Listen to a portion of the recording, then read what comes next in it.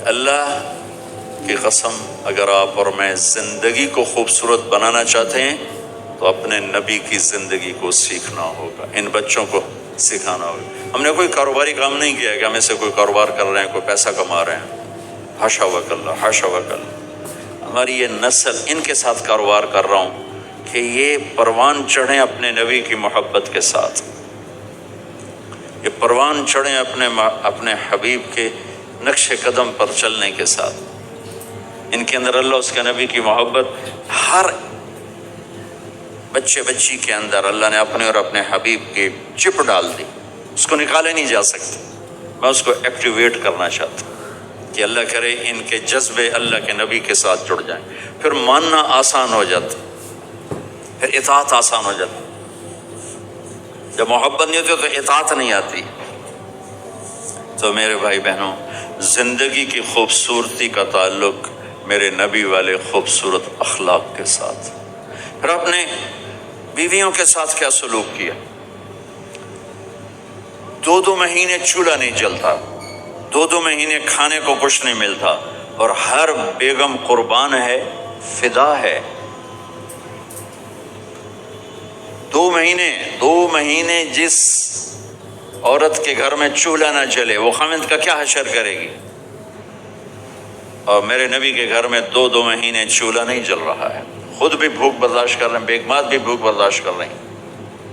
ایک رات حضرت عائشہ کے ساتھ لیٹے ہوئے تھے ایک ہی چارپائی پر، تو آپ کبھی یوں کروڑ بدلتے کبھی یوں کروڑ بدلتے، پھر ایک دم آگے بڑھے اور چارپائی کی لکڑی کے اوپر ایسے پیڑ کو ٹیک کر نیچے جھک گئے۔ تو عائشہ اٹھ کے بیٹھ گئے، یا رسول اللہ کیا ہوا؟ آپ سیدھے ہو کر فرمایا، عائشہ بھوک بڑی لگی۔ جس کے ہاتھ میں جنت کی چابی ہو، جو میرے نبی کا، میرے اللہ کا محبوب اور حبیب ہو، جس سے پردے ہٹا کر میرا رب کلام کر چکا ہو، جسے قاب قوسین او ادنیٰ کا مقام دے چکا ہو، اور جس سے آگے مقام محمود پر بٹھانے والا ہو، اور جس کی شفاعت سے جنت کا دروازہ کھلنے والا ہو، عائشہ بھوک بڑی لگی۔ تو عائشہ رونے لگی کہ یا رسول اللہ آپ اللہ سے بات کیوں نہیں کرتے ہیں؟ کہ نہیں عائشہ، اسی بھوک میں اللہ سے ملوں گا، مجھ سے پہلے جو نبی میرے ساتھی تھے وہ بھی اسی طرح چلے گئے، میں بھی ایسے ہی چلا جاؤں گا۔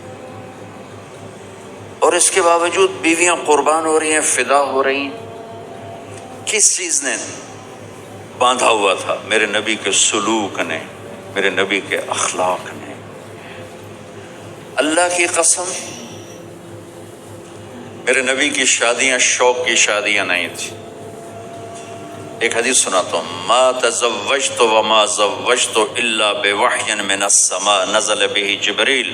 سن لو لوگو، میں نے جہاں شادی کی، میں نے جہاں بیٹی دی، پہلے آسمان سے وحی آئی، جبریل لے کر آیا، پھر میں نے شادی کی۔ یہ شوق کی شادیاں نہیں ہیں، زندگی سکھانے کی شادیاں ہیں، کیونکہ سب سے مشکل رشتہ خامد اور بیوی ہے، سب سے مشکل رشتہ خامد اور بیوی ہے۔ اس وقت طلاقیں کیوں بڑھ رہی ہیں؟ ایک تو یہ ہماری یہ جو فاسٹ فوڈ ہے، اس نے ہمارے اندر جو ایک نیچرل سسٹم تھا اسے ڈسٹرب کر دیا ہے، تو غصہ بڑھ گیا ہے، برداشت گھٹ گئی ہے، چھوٹی چھوٹی باتوں پہ گھر اجڑ رہے ہیں، گھر اجڑ رہے ہیں۔ پہلے یورپ میں سنتے تھے، اب یہاں پاکستان آج شادی ہوتی ہے 4تھے دن طلاق ہو رہی ہوتی۔ میں وہاں بیان کے لیے نکل رہا تھا مانچسٹر، تو میرے ساتھ جو گاڑی چلا رہا تھا، میں نے پوچھا آپ کیا کرتے ہو؟ لاہور کا تھا۔ کہا جی میں وکیل ہوں۔ میں نے کہا یہاں کوئی جھوٹے کیس ہوتے ہیں جیسے پاکستان میں؟ کہا جی نہیں، یہاں جھوٹا کیس کوئی نہیں ہوتا، جو بھی ہوتا ہے جینون ہوتا ہے۔ میں نے کہا یہاں مسلمانوں کے لڑائی جھگڑے آتے ہیں؟ کہا جی ہاں جی آتے ہیں۔ میں نے کہا سب سے زیادہ کیا جھگڑے آتے ہیں؟ کہا جی سب سے زیادہ طلاق کے آتے ہیں، طلاق طلاق طلاق طلاق۔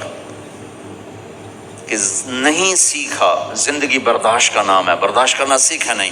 میرے نبی نے 11 شادیاں کی، ہر قسم کی عورت کے ساتھ شادی کی، خاندان کے اندر،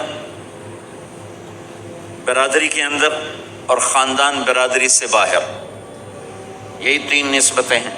اپنے خاندان میں قریش، تو آپ کی کئی بیگمات قریش، حضرت عائشہ، حضرت حفصہ، حضرت زینب، حضرت ام حبیبہ، یہ سب قریش ہیں۔ قریش سے باہر، حضرت میمونہ، حضرت جویریہ، یہ قریش سے باہر ہے برادری. پھر برادری سے بھی باہر شادی کی یہود، حضرت صفیہ یہودی کی بیٹی ہیں، ان کے ساتھ شادی کی. ہر نسل سے شادی کی. اوپر والے کا نظام ہے. اپنے سے مالدار حضرت خدیجہ، اپنے برابر ام سلمہ، ام حبیبہ،